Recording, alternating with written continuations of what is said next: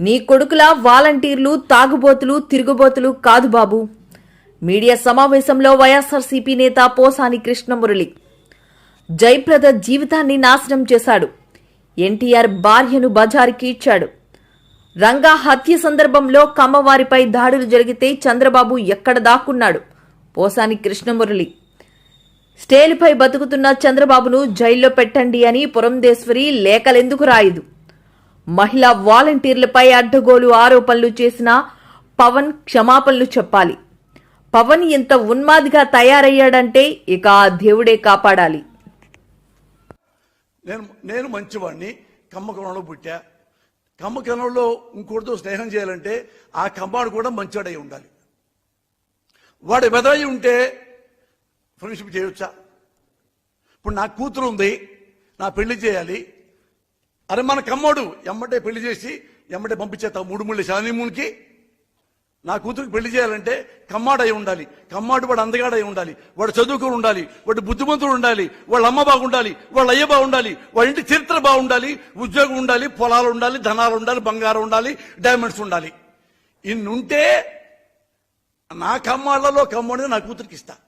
వాడు వెదవైతే, వాడు తాగుమోతైతే, వాడు తిరుగుమోతైతే, వాడు పుండాకూర అయితే కమ్మోడని చెప్పి పెళ్లి చేసుకుంటారా? నా అల్లుడిని చేసుకుంటానా? ఊరు చెప్పండి. నేను ఇదే అడుగుతున్నా మిమ్మల్ని ఎప్పటి నుంచో. ఏం కాదు కదా. ఎగ్జాంపుల్ మీరు అన్నారు ఎందుకు అయినా మన కమ్మళ్ళలో మనం తిట్టుకోవటం. ఒక కమ్మవాడు అవినీతిపరుడు, ఒక కమ్మవాడు దొంగ. వాడి అమ్మ వాడిని క్వశ్చన్ చేయకూడదా? అంటే నేను కమ్మవాడిని నేను ఒక్కడనే తిట్టకూడదు, నేను ఎక్కడనే విమర్శించకూడదా? మరి ఒక కమ్మవాడు దొంగ అయితే రెండోవాడు రెండోవాడు విమర్శిస్తున్నాడుగా. విమర్శిస్తున్నాడు, చూపించమంటావా? ఇదిగో ఆంధ్రజ్యోతి చూడండి. ఇది ఇక్కడ ఎవరున్నాడు? ది గ్రేట్ దొంగ అలీబాబా 40 దొంగలు. చూడండి, 5,700 కోట్లు తిన్న మోసగాడు అని ఆంధ్రజ్యోతి మన కమ్మోడు రాధాకృష్ణ గ్రాండ్కి రాశాడు. ఇప్పుడు ఈ కిలాడి విజయవాడలో ఎమ్మెల్యేగా పోటీ చేస్తున్నాడు. అమ్మా రాధాకృష్ణ కమ్మోడే, వాడిని ఎప్పుడు తింటారు? నన్ను ఎందుకు తిడుతున్నారు? నేను చంద్రబాబు దొంగ అంటున్నాను. నన్ను రాసుకెళ్తాడా, బుద్ధి అంటారా, యదవ అంటున్నాడా నన్ను? నీకు నా ఇదొక కొత్త ఒక విషయం వచ్చింది. ఇతను ఎప్పుడు మన కమ్మాళ్ళని తిడుతున్నాడు కాబట్టి మన కమ్మాళ్ళలో వాళ్ళ అబ్బాయికి మన పిల్లలేయం అంటే నా కొడుకు పెళ్లి కాదు ఇక, అంతే కదా. మా ఇంటికి రావాల్సింది కమ్మ కులం కాదు, కోడలు. అది కమ్మ అవ్వచ్చు, కాపవచ్చు, మాలవ్వచ్చు, మాది అవ్వచ్చు, రెడ్డి అవ్వచ్చు, ఎనీ డే ఎనీవేర్. వాళ్ళు మంచివాడే ఉండాలి, క్యారెక్టర్ ఉండాలి. కులం తీసేయండి, సరే కులం ఉందనుకోండి, మరి ఎందుకమ్మా మనవాడిని చేశాడు? ఓకే, రాధాకృష్ణ చేశాడు. ఇదిగో ఈనాడు పేపరు, రామోజీరావు మన గురువు కదా. ఎంత మన కమ్మాళ్ళలో దొంగరా కొడుకులుంటే అంత మనం ప్రేమిస్తాం అన్నమాట. రామోజీరావు అంత ప్రేమిస్తాం కదా. మరి రామోజీరావు మరి ఎందుకు రాశాడు? ఇదిగో సృజనాత్మక రుణం అంటే 5,700 కోట్లు. అందుకే నేను ఒకటే కోరుతున్నా, మళ్ళీ రైతును రాజుగా చేసే బాధ్యత మాది. రైతుల మొత్తం ఆలోచించండి. ధాన్యం కొనుగోళ్లు చేయలేదు. నేను పవన్ కళ్యాణ్ గారు వచ్చి మీకు సంఘీభావాన్ని తెలియజేశాం, అయినా ఏమీ చేయలేని పరిస్థితికి వచ్చాం. ఈరోజు మా యువతను కోరుతున్నా, తమ్ముళ్ళు డిఎస్సీ పెట్టారా? జాబ్ క్యాలెండర్ ఇచ్చారా? ఉద్యోగాలు వచ్చాయా? అందుకే అడుగుతున్నా, మేము వస్తానే మెగా డిఎస్సీ పెడతాం. మొదటి సంతకం మెగా డిఎస్సీ పైన పెడతామని మీ అందరికీ హామీ ఇస్తున్నా. ఇదే కాదు, మీకు ఉద్యోగాలు ఇప్పించే బాధ్యత మాది. ఉపాధి కల్పనకు ప్రత్యేకమైన శ్రద్ధ పెడతాం. ఈ ముఖ్యమంత్రి అంటున్నాడు 24 గంటల మీరు చూస్తే ఈ ముఖ్యమంత్రి చెప్పేది నేను పేదల మనిషి అంటున్నాడు. నేను ఒకటే అడుగుతున్నా, పేదల ఆస్తులు దొంగిలించుకున్న ఏకైక నాయకుడు జగన్మోహన్ రెడ్డి. నేను అడుగుతున్నా, ఈ రాష్ట్రంలో ఏ ఒక్కరైనా మీరు బాగుపడ్డారా అని మిమ్మల్ని అడుగుతున్నా. 5 ఏళ్ల పాలనలో మీ ఆదాయం పెరిగిందా అని మిమ్మల్ని అడుగుతున్నా. అప్పులు పెరిగాయా లేదని మిమ్మల్ని అడుగుతున్నా. ఖర్చులు పెరిగాయా లేదని మిమ్మల్ని అడుగుతున్నా. అంటే ఈ రాష్ట్రంలో బాగుపడింది ఒకే ఒక్కడు, అదే జగన్మోహన్ రెడ్డి. ఇంకో పక్క మీరు చూస్తే అధికారం అంటే ప్రజలకు సేవ చేసే అవకాశం, ప్రజల ఆస్తులకు రక్షణగా నిలిచే బాధ్యత. కానీ జగన్ అనుకున్నాడు అధికారం అంటే దోపిడీ అని, ప్రజల సంపద కూలగొట్టడం అని చెప్పి ఆలోచనకు వచ్చాడు. ఎక్కడా లేని విధంగా ప్రతిపక్షాల గొంతు నొక్కేయడానికి జీవో నెంబర్ 1 తీసుకొచ్చాడు. అంటే ఈరోజు ఎన్నికలు కాబట్టి, ఎన్నికల కమిషన్ ఉంది కాబట్టి నేను కానీ పవన్ కళ్యాణ్ కానీ స్వేచ్ఛగా మీటింగ్లు పెట్టగలుగుతున్నాం.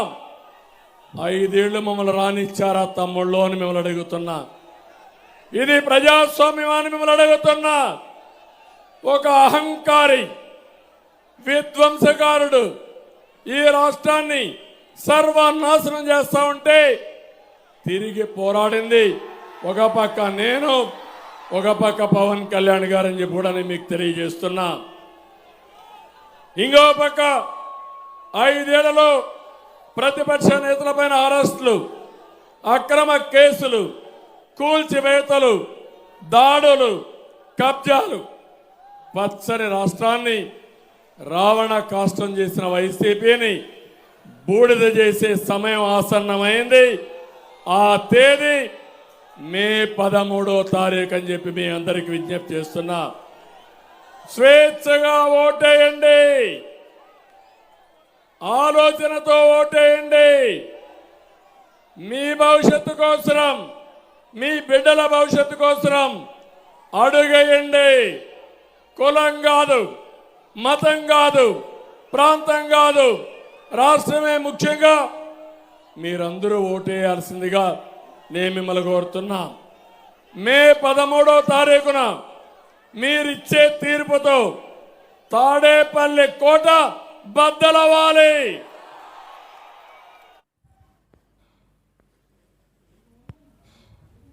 వాలంటీర్లకు 10,000 జీతం ఇస్తామన్న సిబిఎన్, సీఎం జగన్ కౌంటర్. వాలంటీర్లకు 10,000 జీతం ఇస్తామన్న చంద్రబాబు హామీపై సీఎం జగన్ స్పందించారు. ఇలాగైనా జగన్ పాలన బ్రహ్మాండంగా ఉందని ఒప్పుకున్నాడు. మొన్నటిదాకా వాలంటీర్ల కథ తేలుస్తామన్నారు. వాలంటీర్లు ఆడవాళ్లను ఇబ్బంది పెడుతున్నారన్నారు. వాలంటీర్లు అమ్మాయిల ట్రాఫికింగ్ చేస్తున్నారని దత్తపుత్రుడన్నాడు. ఇప్పుడు వారిని మెచ్చుకుంటున్నారు. ఎంతకన్నా నా ప్రభుత్వానికి సర్టిఫికేట్ ఏం కావాలని అన్నారు జగన్. ఒకవైపున గవర్నమెంట్ లో ఇవి మాత్రమే కాదు మీ బిడ్డ చేసింది.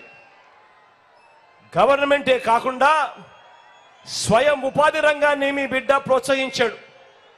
మొట్టమొదటిసారిగా ఎంఎస్ఎంఈలకు చేయూతనిచ్చి ప్రోత్సహించిన ప్రభుత్వం ఏదైనా ఉంది అంటే అది మీ బిడ్డ ప్రభుత్వమే. స్వయం ఉపాధిని ప్రోత్సహిస్తూ మీ బిడ్డ వాహనమిత్ర అయితేనేమి, నేతన్న నేస్తమైతేనేమి, జగనన్న తోడైతేనేమి, జగనన్న చేదోడైతేనేమి, మత్స్యకార భరోసా అయితేనేమి, చేయూతనైతేనేమి, ఆసరా అయితేనేమి, 0 వడ్డీ అయితేనేమి, ఇవన్నీ కూడా జగనన్న ప్రోత్సహించబట్టే స్వయం ఉపాధి రంగం ఈరోజు తన కాళ్ళ మీద తాను నిలబడగలుగుతా ఉంది. ఈరోజు కోట్ల మంది ఈరోజు తమ కాళ్ళ మీద తాము నిలబడగలిగి ఈరోజు రాష్ట్ర ప్రభుత్వం పరుగులు పెట్టే పరిస్థితిలోకి ఈరోజు వచ్చింది అని చెప్పడానికి కూడా గర్వపడతా ఉన్నాను. ఒకవైపున ఇవన్నీ చేయడమే కాకుండా మరోవైపున రాష్ట్రంలో ఎప్పుడూ జరగని విధంగా ఈరోజు మన రాష్ట్రంలో కొత్తగా మరో 4 సీపోర్ట్లు ఈరోజు నిర్మాణంలో ఉన్నాయి. ఎప్పుడు జరగని విధంగా ఈరోజు మన ప్రభుత్వ హయాంలోనే ఈరోజు 3 ఇండస్ట్రియల్ కారిడార్లు, 10 ఇండస్ట్రియల్ నోట్స్ కూడా ఈరోజు వేగంగా ఈరోజు పరుగులెత్తా ఉన్నాయి. ఎప్పుడు జరగని విధంగా 10 ఫిషింగ్ హార్బర్లు, 6 ఫిష్ ల్యాండింగ్ సెంటర్లు కూడా ఈరోజు నిర్మాణంలో వేగంగా కూడా జరుగుతూ ఉన్నాయి. ఎప్పుడు జరగని విధంగా ఉద్యోగాల కల్పనలో మీ బిడ్డ అడుగులు వేస్తా ఉన్నాడు. ఎంతటి వేగంగానంటే ఈజ్ ఆఫ్ డూయింగ్ బిజినెస్ లో ఈరోజు ఆంధ్ర రాష్ట్రం దేశంలోనే వరుసగా ప్రతి సంవత్సరం నెంబర్ 1 గా ఈరోజు ఉంది అనంటే ఏ స్థాయిలో ఉందో ఆలోచన చేయమని కోరుతా ఉన్నా. ఇక రెండో విషయానికి వద్దాం. వారు ప్రచారం చేసే ఇంకో బోగస్ రిపోర్ట్ చూద్దామా?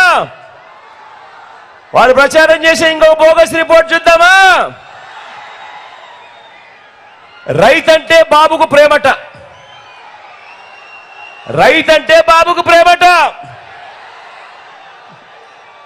నమ్ముతారా? 2 చేతులు వైకెత్తాలబ్బా. ఇలా. రైతంటే బాబుకు ప్రేమట. ఇప్పుడు గతంలో ఏమీ చెయ్యని బాబు రైతుకు ఎక్కువ మేలు చేస్తాడట. ఇది వాళ్ళు ఎల్లో మీడియా, చంద్రబాబు నాయుడు గారు మళ్ళీ కొత్తగా చెప్తా ఉన్న మాటలు. 3 సార్లు ముఖ్యమంత్రిగా చంద్రబాబు నాయుడు గారు పరిపాలన చేశారు. 14 ఏళ్ళు ముఖ్యమంత్రిగా చంద్రబాబు నాయుడు గారు పరిపాలన చేశారు. నేను అడుగుతా ఉన్నాను, మీ అందరి సమక్షంలో వాళ్ళని అడుగుతా ఉన్నాను, రైతుకు, అయ్యా చంద్రబాబు, రైతుకు నువ్వు ఏం చేశావు అని అడుగుతా ఉన్నాను ఇదే సభాముఖంగా.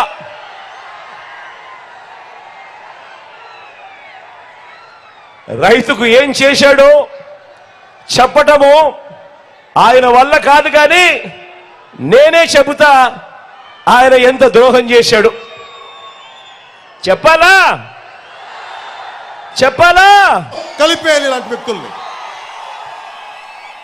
ఎంత అలుసు నీకు, ఎంత పొగరు నీకు, ఎంత అహంకారం నీకు, ఎంత దురహంకారం నీకు. రైతు ఏడుస్తా ధాన్యానికి మొలకలు వచ్చినాయి అంటే నువ్వు బూతులు తిడతావా? నీ అహంకారాన్ని నేల కింద రాచే రోజులు వస్తున్నాయి, మర్చిపోకు. నేను ఓట్ల కోసం కానీ నేను ప్రజలు బాగుండాలని ఆకాంక్షించేవాడిని. 25 సంవత్సరాలు రోజుకి కోట్లు తీసుకోగలిగే సత్తా ఉన్నవాడిని. ఇవన్నీ పక్కన పెట్టి ఒక సమూహం కావాలి.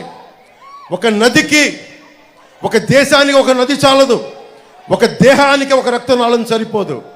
అలాంటి 5 కోట్ల మంది ప్రజలకి 1-2 నాయకులు సరిపోరు. 3 పార్టీల బలమైన నాయకత్వం కావాలి. కేంద్ర నాయకత్వం సహాయ సహకారాలు ఉండాలి. చంద్రబాబు గారి అనుభవం కావాలి. మన జన సైనికుల వాడి జోడి మన బలంగా ముందుకు తీసుకెళ్ళగలిగే పోరాట శక్తి కావాలి.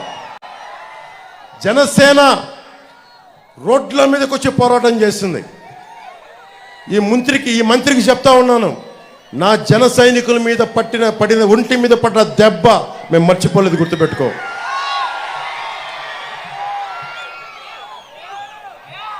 ముఖ్యంగా ఉపాధికి ఇక్కడి నుంచి గల్ఫ్కి వెళ్ళిపోతా ఉన్నారు. కన్స్ట్రక్షన్ లేబర్ కానీ, కార్పెంటర్ వ్యవస్థ కానీ, వడ్రంగి వ్యవస్థ కానీ, అలాగే ఎడ్యుకేటెడ్ కూడా ఇక్కడి నుంచి వెళ్ళిపోతూ ఉన్నారు. ఎందుకు ఇలాంటి మన తణుకు లాంటి ఒక పారిశ్రామికంగా బలంగా ఉన్న నగరం ఎందుకు మనం ఇక్కడ పరిశ్రమలు పెట్టుకోలేకపోతున్నాం? 2047లో ప్రధానమంత్రి గారు కోరుకుంటుంది ఒకటే, మన పరిశ్రమలు మనకు ఉండాలి. ఎక్కడో విదేశాలకు వెళ్ళి చదువులు కాదు, ఎక్కడో విదేశాలకు వెళ్ళి విద్యాలయాలు చదువుకోవడం కాదు, మన విశ్వవిద్యాలయాలు బాగుపరుచుకోవాలి అని చెప్పిన 2047 విజన్ని మా కూటమి బలంగా తీసుకెళ్తుంది. ఈ రోజున చంద్రబాబు గారికి కూడా నా విన్నపం కూడా చెప్తా ఉన్నాను. సార్, ప్రతి ఒక్కరూ పేద వర్గాల గురించి ఆలోచిస్తూ ఉన్నారు, అల్పాదాయ వర్గాల గురించి ఆలోచిస్తున్నారు, పారిశ్రామికవేత్తల గురించి ఆలోచిస్తున్నారు. మధ్యతరగతి మనుషులను వదిలేశారు అందరూ. దయచేసి మీ దృష్టికి తీసుకొస్తున్నాం, మన కూటమిలో మధ్యతరగతి మనిషిని అందరం వదిలేసాం. మధ్యతరగతి మనిషిని మా కూటమి గుండెల్లో పెట్టుకుంటుంది. మధ్యతరగతి మనిషికి ఎవరు నిలబడరు. చంద్రబాబు గారి దృష్టిలో ఉంది ఇది.